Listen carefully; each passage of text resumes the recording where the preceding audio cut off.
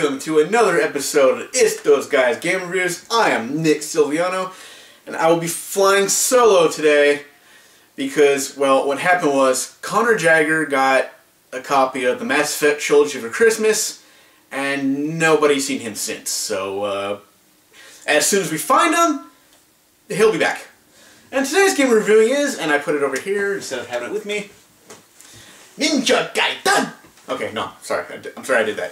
Ninja Gaiden 3 Razor's Edge for the Wii U. What? A bloody violent game on a Nintendo system? Tecmo brings its latest installment of Ninja Gaiden to the Nintendo Wii U, and all it's super violent and hard as hell and will kick your ass and make you cry with rage and fear glory. The story begins when two Japanese government agents visit Ryu in his village to tell him about a terrorist threat that is attacking London, and they mention that they want Ryu Hayabusa. So, in typical ninja fashion, Ryu grabs his dragon sword and heads out to take on the terrorist organization. Terrorist organization attacks the world and threatens it. And instead of getting the world's armies together to fight this threat, they ask one lone ninja to take on an entire terrorist organization? Now what the hell? Worked about in every movie with ninjas in the 80s.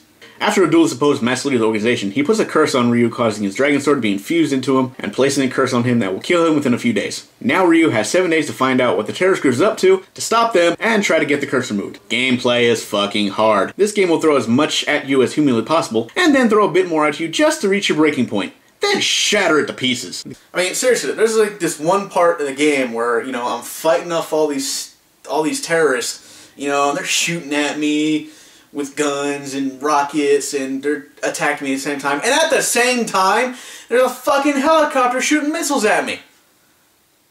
Shit! The game is not without some mercy, however, and will occasionally throw you a small bone, such as save points that will refill your health. Health does regenerate after battles, but your overall life bar will decrease and take damage in battle. This can definitely add to the challenge as the levels go on, and you get closer to the boss battle. Either that, or the next wave of hey, fuck you, that the game will throw at you. You can level up your abilities as you collect karma.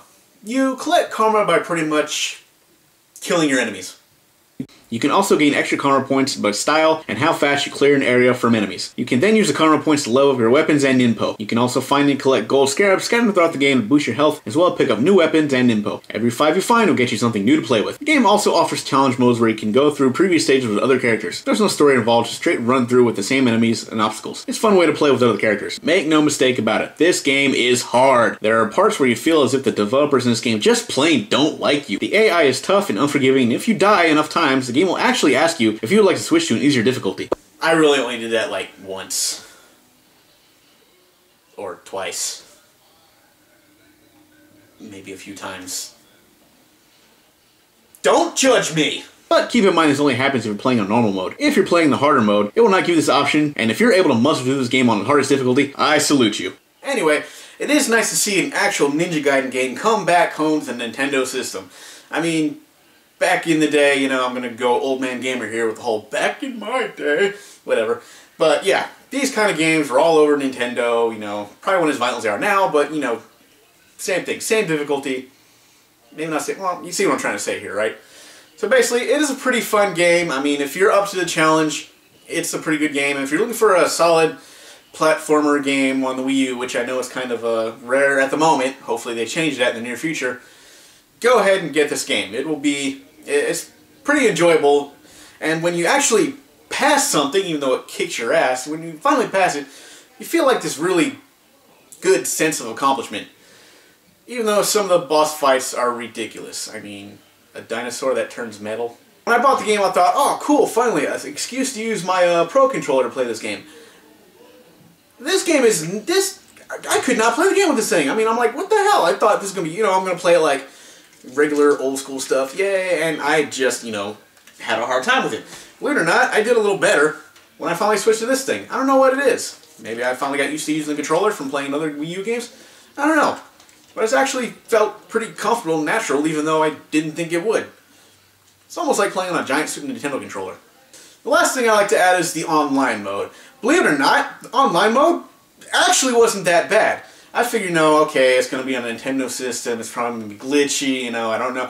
And the games I played on were pretty smooth. I mean, I got my ass kicked because, you know, I'm not that good at it, but, you know, from what I played it wasn't that bad. There were no drops.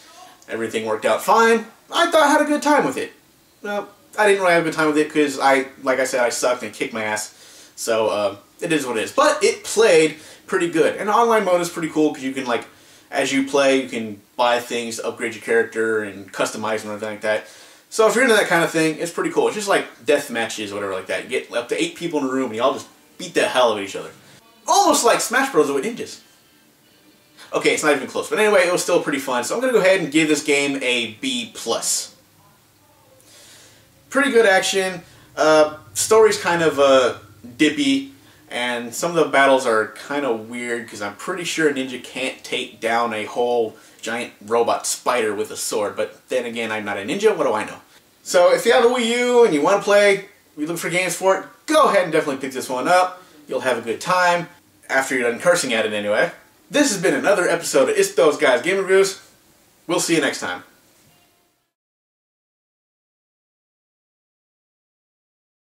Next time on It's Those Guys Game Reviews.